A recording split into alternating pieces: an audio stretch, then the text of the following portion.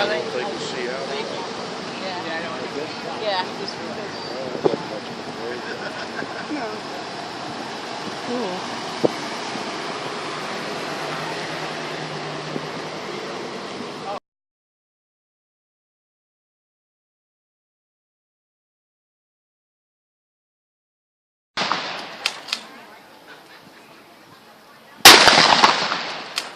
Count the seconds. Very good.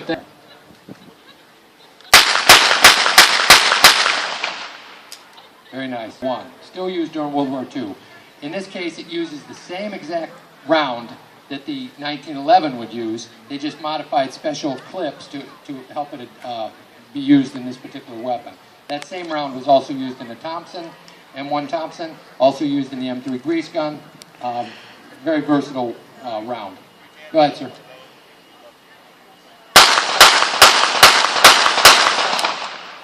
Very good. Again, a weapon. Sure.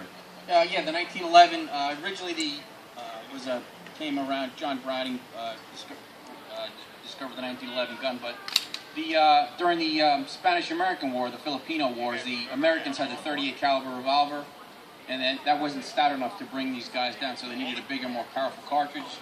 So they came up with the 45 or 45 caliber, 40 with an ACP automatic Colt pistol. Fires from a 7-round magazine, and again, you generally would be carried by gunners, NCOs, officers, and like the sergeant said, you can get your hands on one. General riflemen were not issued them; they were just issued M1 Grands. Your job was just to shoot the rifle, but if you could get a pistol, no one was going to question that. So, anyway, 7 rounds, and these guys are going to demonstrate that for you. Fire.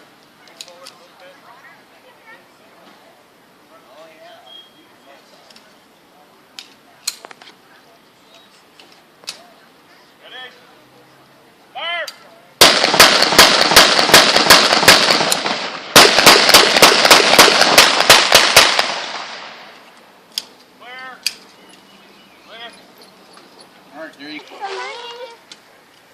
Whenever you're ready.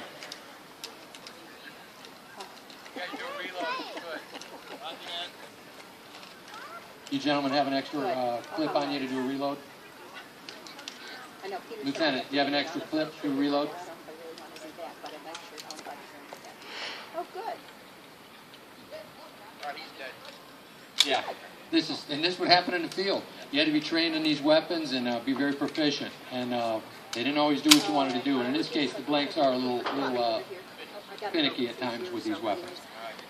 Do we have enough rounds to do a reload on it? Okay. Thanks. We will do that. Take care. Bye-bye. All right. Hank? Fire when ready. Fire one.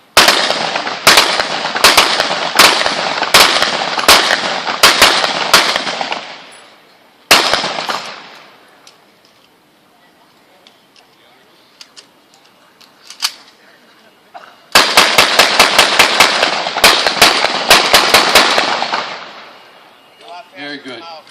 As you folks can bold action, go ahead when you're ready, Sergeant. Very loud, folks.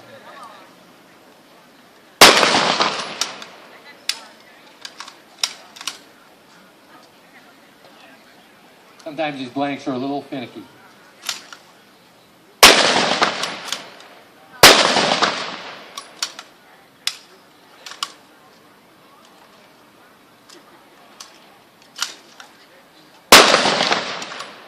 All right, you clear? One more. Very good. Talk to the folks, tell them a little bit more about that grenade launcher. The M7 grenade launcher for the M1 Garand has a range of about 200 yards. In street fighting, you've got somebody in a window, a sniper, you pop this right into that window and that's all through. Out in the open field, you have a sight that can stick to the side. You can drop it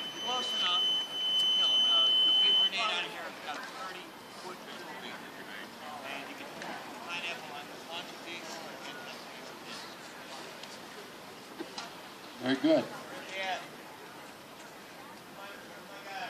On your horse.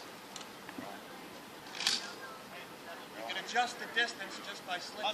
See that American flag? You don't need to go. You notice it's the real young guy that does the running. I could have done it, but you wouldn't have seen.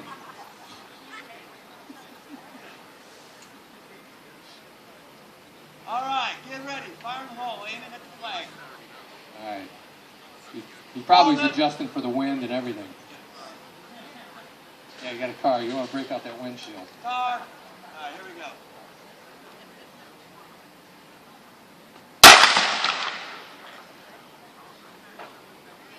Incoming! Ah, just missed it. Not bad, not bad. It was developed just prior to World War I, and it was another John Browning design. I'm going to let the captain go ahead and talk a little bit about you. The captain's dressed up in a Vietnam War uniform, and he's going to talk a little bit about the Browning M1 automatic rifle. Here he is. Hi guys. Browning automatic rifle went from the drawing boards in 1917 to the trenches in France in 1918, and with two modifications stayed in service into the early 1960s. It shoots a 30-06 round from a 20-round box magazine.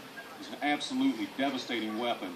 Has a very, very distinctive sound, and the GIs all loved to hear when the BAR opened up because they knew they had a friend close by. Unfortunately for the BAR gunners, that distinctive sound in the muzzle flash let the enemy know who was shooting that, and they were always a prime target.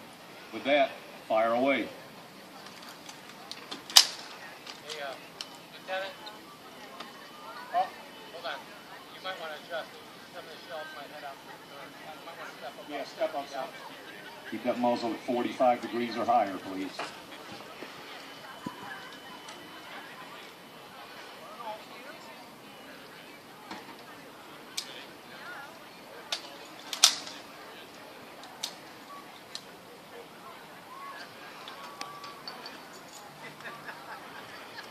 These have been known to happen.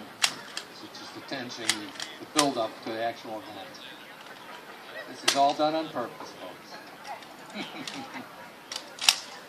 Here we go.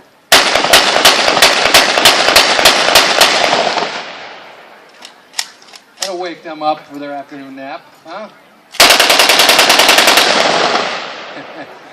Belt-fed machine gun, usually crewed with a crew of 3 soldiers, 2 to 3 soldiers, ammunition carrier and tripod carrier, and the actual gun carrier. Go ahead, Lieutenant.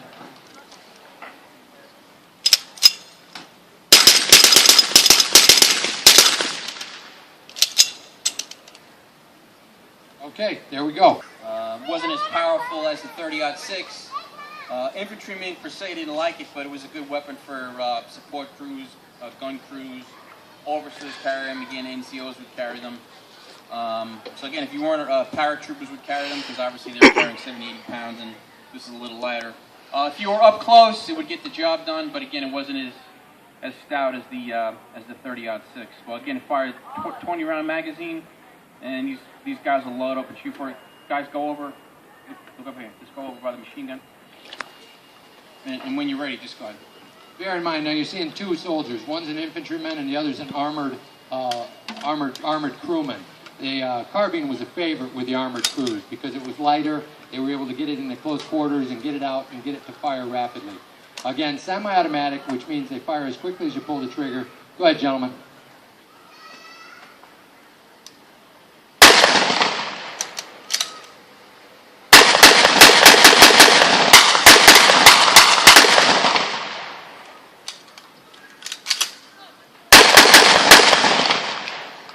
Clear? Invented by General Thompson, who I believe was a World War I general, if I'm not mistaken. And it fires a pistol round, 45 caliber bullet. Great up close gun in the trenches. Effective range maybe 50 yards or so. But the crews liked it because it was you can get your rounds down range pretty quick. Fired a two magazines. Well, two. But no, this is a good round. It was a 45 caliber bullet. It was reliable. It was easy to maintain. It was easy to clean.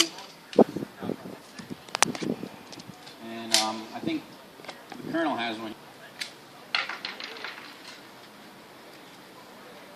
Fire in the hole! So as you can see, our rifles are semi-automatic. Yeah. Again, this is a caliber weapon that is the same as the 1911 pistol, and also that 1911, excuse me, the 45 caliber revolver. Again, making resupply issues for that ammunition real easy. Go ahead and give you another close shot at that. Go ahead, Billy. There you go. M1 Thompson submachine gun. Wanted to ban it again during World War I, but it carried over into World War II. Vietnam had them. They used them for. They did use them in the trenches. Again, it's just an up-close weapon, but they would use them for guarding prisoners. And getting support crews would have. And the good thing about this gun is you can slam fire this gun. This is a pump shotgun, but if you hold the trigger back and continue to pump it, it'll fire without you having to pull the trigger again. That's called a slam fire. So these guys will slam fire this for us. You get an idea of that. Whenever you're ready. Hey, move up a couple steps for that guy there.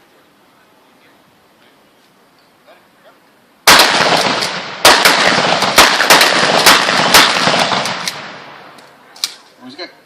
Is your city fighting, hedgerow fighting, it didn't matter. This was an extremely popular weapon. And I would ask the GI, just go ahead and step forward about 10 more feet. That lady, I don't want to get in any spent shell casings in her hair. I don't have that problem. Go ahead, sir.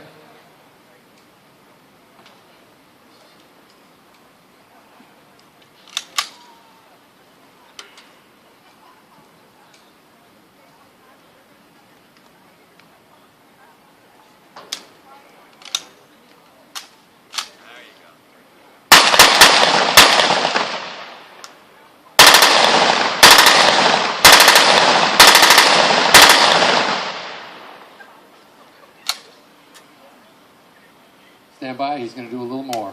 You can see the effectiveness of that fully automatic weapon.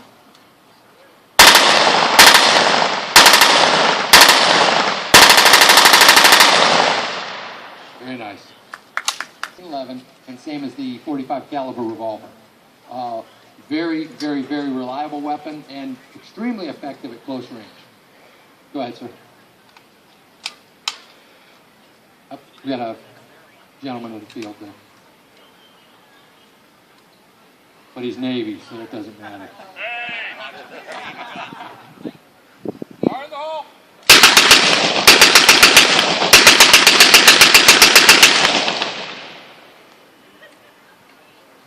Clear?